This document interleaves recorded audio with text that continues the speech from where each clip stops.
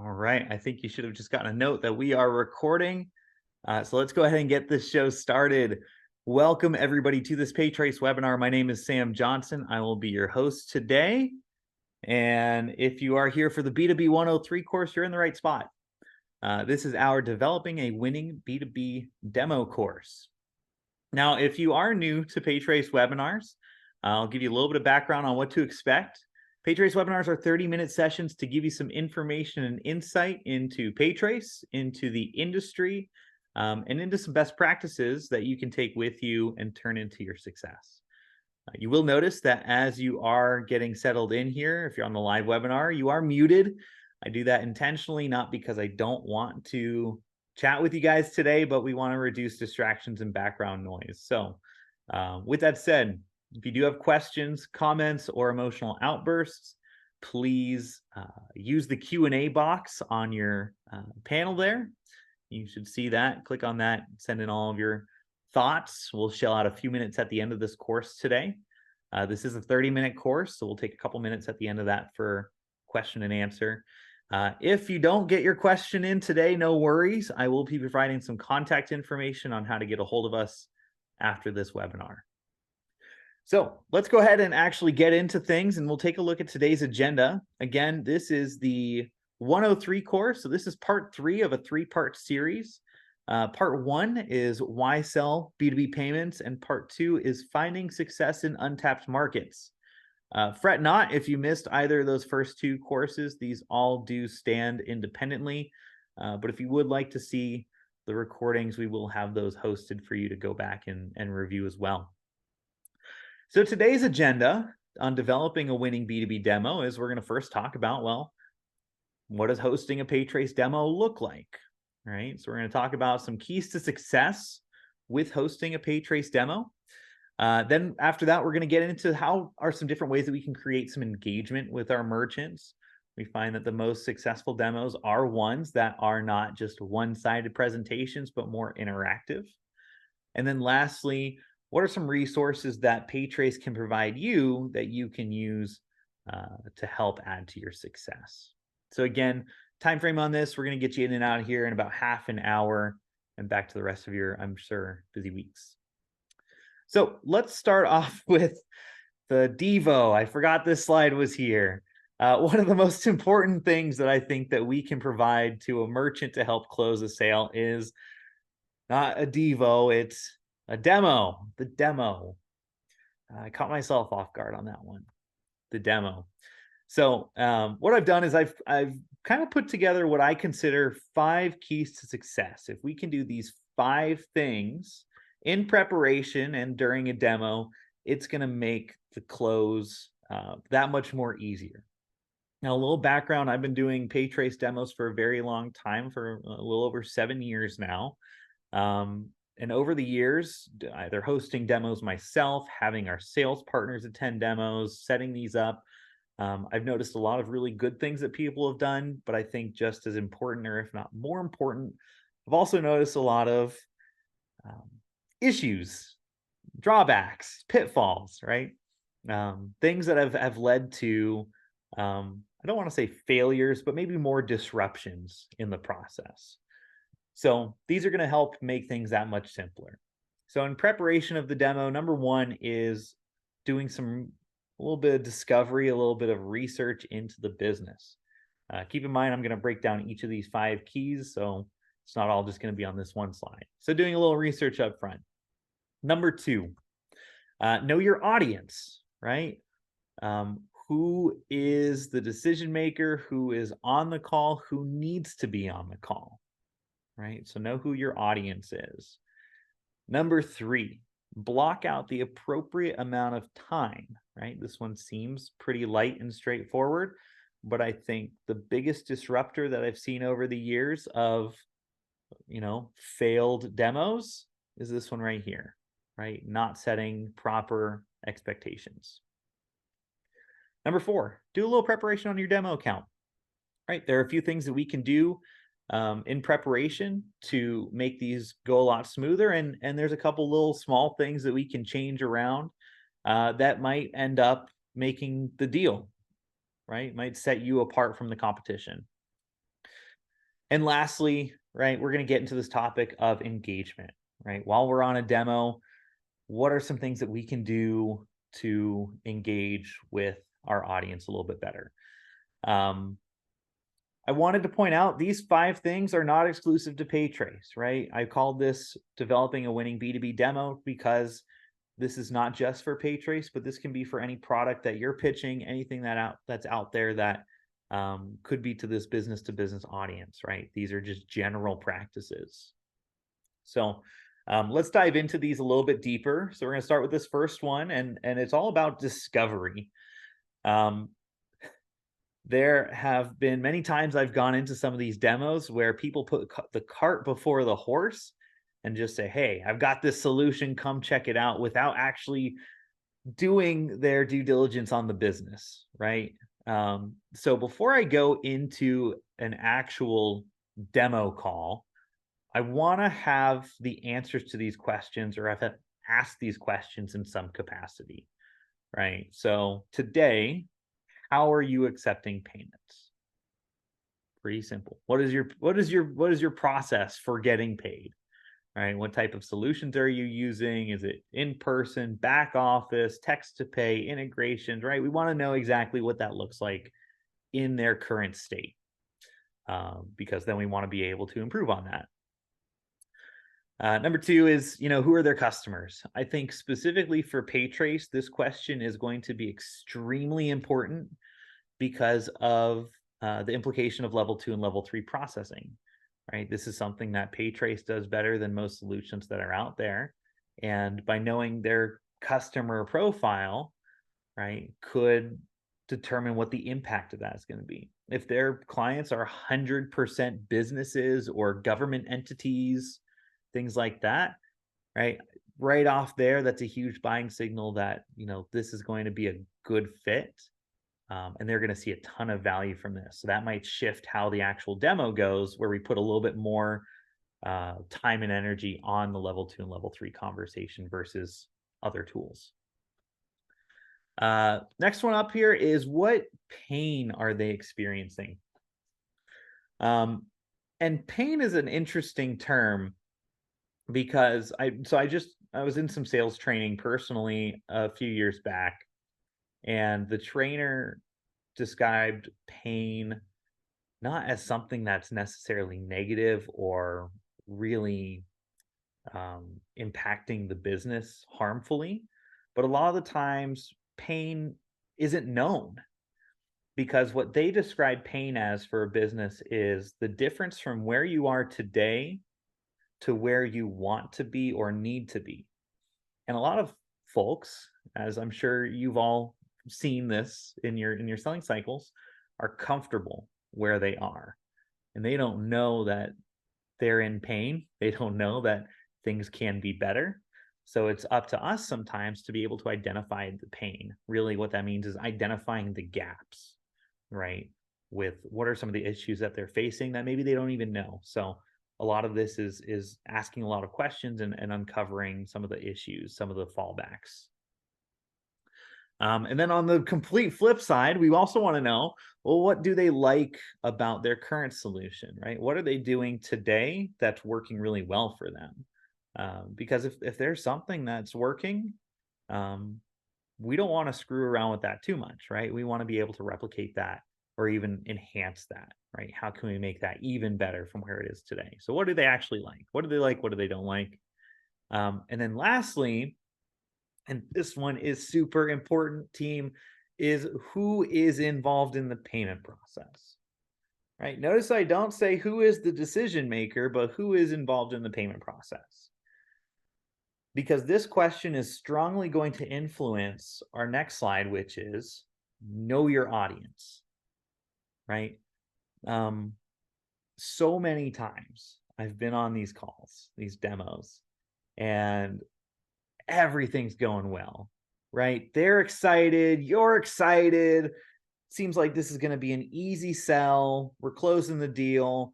And then we get to the end of the conversation, we get to the end of the call, and we find out that, oh, well, we need to talk to Kathy in sales about this, or we need to talk to Joe in finance. And I'm like, why weren't they on this call? If they're involved in this in some capacity and they have some sort of influence over this, we need them to be a part of this demo, right? So knowing your audience is knowing, right, who is everybody that needs to be on the call. More often than not in B2B, it's not just going to be one person. We're going to need somebody from finance. We're going to need somebody from sales. We're going to need somebody who controls accounts receivable, right? Whatever that might be, right? So here's some examples kind of surrounding this image of some people that might need to be on that call, right? And in discovery, that's something we should be asking. Well, who all needs to be involved in this decision, right? And throw out some ideas. I think one of the most important ones that we can get are the actual users, right? They might not technically be decision makers. They're not the ones giving the green light, but their opinion, a lot of the time, is going to hold a lot of weight, right? If they're spending 8 hours of their day in their payments tools, right, their opinion is going to make a big impression on how this deal moves forward. So if we can get their buy-in, right, if we can get them on this demo, get them excited, get them to be a champion for what we're pitching, it's going to make that sale so much more smooth, right? So, right, decision makers, users, if this is going to be more of a technical type of payment solution that we're selling, right, we probably want to have some type of developer, somebody technical on their side to make sure that this goes smoothly. So, right, just make sure that you have the right people on the call, because if you don't, it's going to draw out that sales cycle from what might have been a week or weeks to months, and that doesn't benefit anybody, right? We want to try to expedite this as much as possible. So time. Let's talk about this. I mentioned earlier that I think one of the biggest drawbacks that I see on demo is not setting proper time expectations. So I'm going to ask you, and I am going to ask you, how long do you think a demo should take? And I'm going to launch a poll, right? Should demos be super quick, few minutes? Should they be half an hour, a full hour, right? On average, what do you guys think? I'm actually getting a lot of responses in here. This is awesome. I love the engagement, guys. So I'll leave this up here for about 5 more seconds. Get your responses in. I'm going to close it in 3, 2, 1. Ending poll. All right. So looking over the responses, it looks like most people say between 20 and 40 minutes, some between 10 and 20, and then a fewer that say about 40 to 60 minutes. I'm going to say there is no right or wrong answer to this question. The answer is it depends. Oh, poll. But if I were to give you my opinion, I don't want to go as far as say expert opinion, but my personal opinion, I would say no more than 30 minutes. And this is for just the demo. Now, when we block out time for this, I like to set expectations that I'm going to block out a full hour, because we might talk about the actual solution in the demo for a while, but that shouldn't be the entirety of the call. When we finish the demo, it shouldn't just be, okay, thanks for your time, I'll talk to you later. No, let's try to get some of the next steps hashed out right then and there while we have them attentive. So no longer than about 30 minutes for the demo. Anything longer than that, we're really getting into the weeds, and it shouldn't get into the weeds. We want to keep it quick, keep it simple, get their buy-in, and keep things focused, right? Oftentimes, I try to keep it around the 15-minute mark, unless it's going to be something that's going to be a lot more technical, then we want to push it a little bit. But honestly, right, I think the shorter that we can keep this while still covering all the things that are important to them, that's going to make an impact to them, is the best method to go about this. So the reason why this is a pitfall a lot of the times is I will get on a demo. All right, a partner sets up a demo, I log in, and I start setting my expectations. I always like to set up kind of the agenda beforehand. You know, hey, my name's Sam, with PayTrace, happy to have you here. As we go through this, you know, here's what we're going to talk about. I've blocked off about I blocked off a full hour for this, but the demo should take maybe about 15 to 20 minutes. And then usually, most of the time, they'll say, great, that sounds good. But what happens more often than I'd like is I'll get a response something along the lines of, oh, we don't have that amount of time. I thought this was going to be like a 5-10 minute thing. We were just going to hop in here really quick. And then that's going to throw everybody off, right? It's going to throw them off because they feel like, they're not respecting our time properly. It's going to throw us off because we set expectations improperly. So when we can set that up front, it's going to make things just go a lot smoother. We're not rushed. They're not rushed. All the above. Sorry, I've got a doggy visitor. Hi, I'm doing a webinar. Go lay down. Working from home. So, right, set expectations up front. This isn't really going to be a make it, but it could definitely be a break it. Fourth is preparation, right? This could be more of the make it, where if we can do a few different adjustments to our demo account prior to a presentation, it could, right, set the demo apart from something else that they might be looking at, right? So what I always like to do is prior to a demo, I go into my demo account, I set aside 5 minutes, right before we get started. And a couple things I like to do is make sure only the features that I'm presenting on are present or enabled. What happens a lot of the time is I might have API or something enabled on an account. And as I'm going through the demo, somebody on the merchant's going to see that API thing, and then they ask, well, what's an API? And then that gets into a conversation about APIs that isn't really relevant to anything that they're needing or doing. And then that takes 5 to 10 minutes out of the conversation. It takes the focus away from what's important. So I really like to clean up my accounts so that it's only going to show good stuff. It's not going to have anything that might be considered trash or extra, right? Cool. There might be opportunity for an upsell, but more often than not, it's just going to be distractions. And then do some things to personalize the account, right? There are some different things that we can do specifically within PayTrace to go in and add a little bit more personalization, customization to it. Things like adding in logos or changing around the fields to reflect something that their business might use it for. So let me show you an example, right? Let's hop into my demo account and I'll show you a few different tricks that I like to do. I'm going to call it out. If you don't have a demo account, please follow up with us. When I give you our contact information at the end, I want to make sure that everybody that wants access to their own demo account has that so that you can manage these yourself. So this is my demo account, right?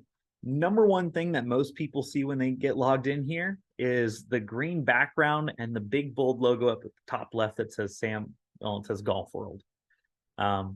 This is customizable, right? I can set my demo account to reflect the branding that I want to. So a lot of the times, if I'm going to be pitching to a merchant, right, I can do one of two things. One, I can put my own processor's logo on here. So, if I'm not representing PayTrace, if I'm representing processor XYZ, I can brand it so it looks like my own product instead of PayTrace. Or what I can do is I can go into the merchant's images, import their logo onto here, change the background color to reflect their branding. So it adds a little bit more personalization to it. How you do this is on your demo account. You go to Account, Branding. You'll see this is where you can upload that logo. This is where you can change some of the colors so that you can make it look a little bit prettier. So number one. Number two is I always run a quick transaction within the demo just to show them what that looks like. One thing that you can do is on the receipts, you can also add a logo to it. So notice I added this sweet golf ball logo, right? Add in the merchant's branding, especially if you're working with more professional offices, right? I'm thinking doctors' offices, accountants, lawyers. They spend a lot of money on their branding and they want to get that in front of their customers as much as possible. So if we can just do something as simple as branding a receipt with their actual logo, right, that's going to set them apart quite a bit. So one thing I like to do is just add their logo to the receipt prior to the demo, so that when I'm running the transaction, I click on that view receipt button and they're seeing their logo on there, right? That's going to get them thinking more and more about, yes, this is a solution that I can see myself using, literally. And then the last thing that I like to do is, if you find this is relevant, adding some custom fields or a custom field into their payment portal, right? This carries over to the virtual terminal, to the payment link, whatever they're going to be using. That reflects their own business. For me, golf theme business, I set up a custom field called tour, where when I click on this, it has a drop-down menu of all the different golf tournaments that my customers might be a part of. Now, why would I have this? I don't know, but right, this can be repurposed for any type of business. It doesn't need to be a drop-down menu. It could just be a text box, right, where we put whatever we want to title this. We're working with an automotive shop, right? Maybe they have sales, parts department, service department, right? They might benefit from like a multiple select option. This is all going to carry over into reporting and make that easier for them, right? So think of ways that they can utilize this tool specific to their business. All right. So again, don't spend more than like 5 minutes setting this up. It should be pretty simple, but just these small touches can, I think, right, add to the personalization of this, but it's also going to show that you are a little bit invested, maybe a little bit more invested into their business than, you know, somebody else that they might be talking to. All right. And then the last thing I wanted to mention was audience engagement. I got this statistic that you're seeing up here from Core Science. They did some research into some of the most effective product demos. They went and they did some research within some of the top salespeople versus the not so top salespeople, and seeing what different habits that they were creating. And their big thing, one of their big things was that the most successful sales demos have at least one engaging moment every 8 minutes, right? It's not all one-sided pitching. We are creating dialogue. Now, this webinar is probably a very bad example of that because you're muted and I'm talking at you. But you may have noticed about 10 minutes into the demo, my webinar, I threw out a poll, right? That's to keep you guys engaged. That's not only just to get data, but it's to create engagement, right? So what are some things that we can do to create engagement? I think one of the biggest things is asking questions, and not only that, but addressing some common concerns, right? And a lot of times people use the word objections. I don't like the word objections. I like concerns because usually we have a fix for this. We have a resolution. So to create engagement, you can go back to that first slide that I had on discovery. We can bring up some of those questions, or we can talk about some of these. One of the most common questions or concerns that gets brought up on PayTrace demos is, where the heck are you getting level 2 and level 3 information from? How is this being able to be automated? People can be skeptical about that when we say that we're able to automate a lot of this data on the transaction and their customers, right? It can throw up some question marks. My response to this, right, is, right, we just leverage technology. You know, we are in well, not to date this course, but we're in the 2020s now, where we are automating things, right? This isn't necessarily AI, it's not artificial intelligence, but it's streamlining very manual data processes. So let's let technology do that, right? So we're going to do that to optimize interchange. If you really wanted to add some more information to this, we're grabbing information that's already on the merchant account, it's already on the transaction itself, and we're just repurposing that, right? We're taking away a lot of the manual work that's needed for you and leveraging technology to make that more streamlined, right? And if it's a really big concern, if they're like, we still don't like that, cool. Merchant, if you wanted to do this yourself, you can. I don't recommend it, but they can. Another one that is pretty commonly brought up is, I don't believe that you can save me this much money, or I don't believe that I've been overpaying this much for this many years. I trust the people that I'm working with today. Happens a lot. At first, I thought this was kind of a joke because somebody brought it up that, they were going to save this merchant like 25,000 annually, and they thought it was too good to be true. Turns out that that's what they really thought. So this takes a little bit more education, right? It doesn't necessarily mean that whoever you're using today is untrustworthy, but they might just not be the best payment partner to work with, right? They may not be as educated as you are about B2B processing. So it's good to do a little bit more of education on level 3 processing, share with them a little bit more about interchange, about the costs that go into these things, and how it is that you're actually able to drive down some of their costs, right? Specifically using a tool like PayTrace. This isn't the most common tool that's out there, right? So using a tool that's specific towards a B2B merchant, right, makes sense.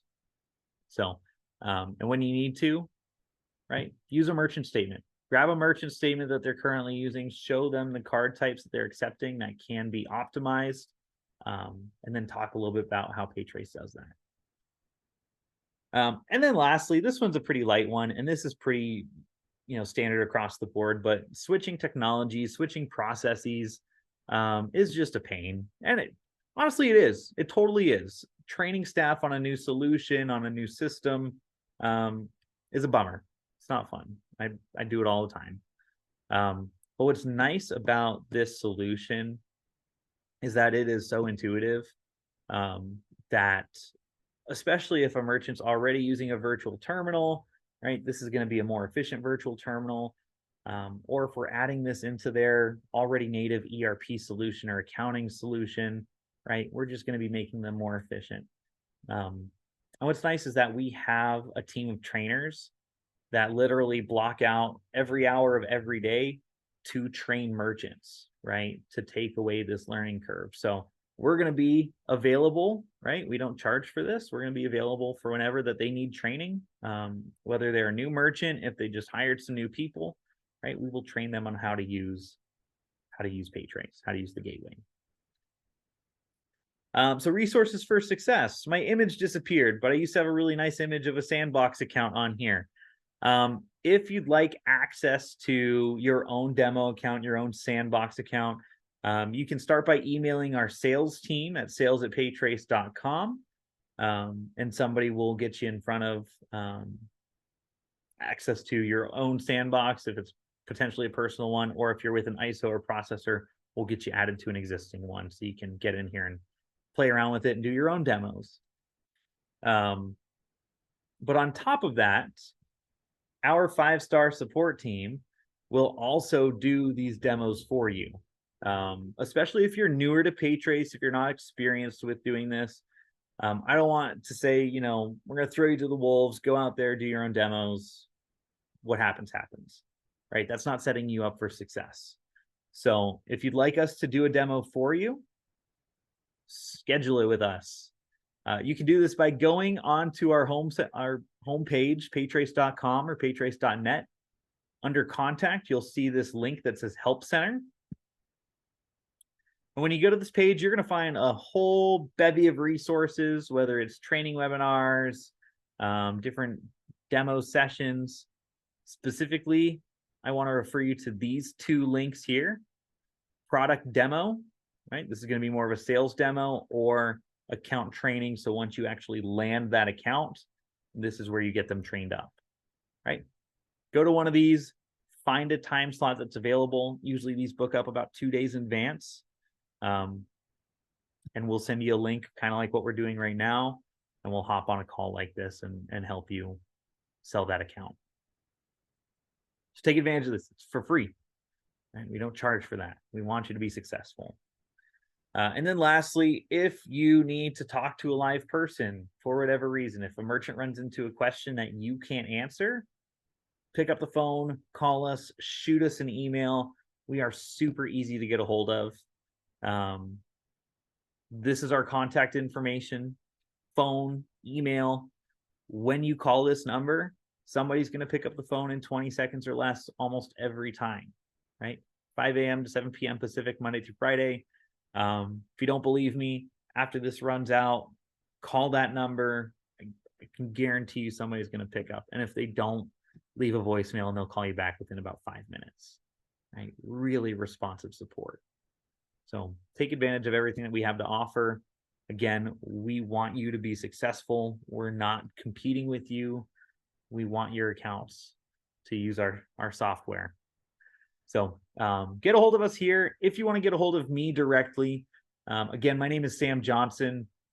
I'm one of the trainers, customer success manager here.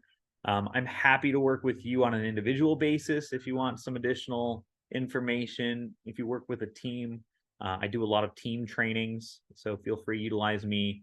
Again, that's sales training at PayTrace.com. All right, and I don't see any questions coming through. I know we're about a minute over, so if there's no questions, we're going to go ahead and wrap up. This is the last course of the month. Stay tuned, check your email, check our blog. We will be having a new round of courses next month. So if you want some more education on PayTrace, check back, and we'd love to see more on these courses. Take care.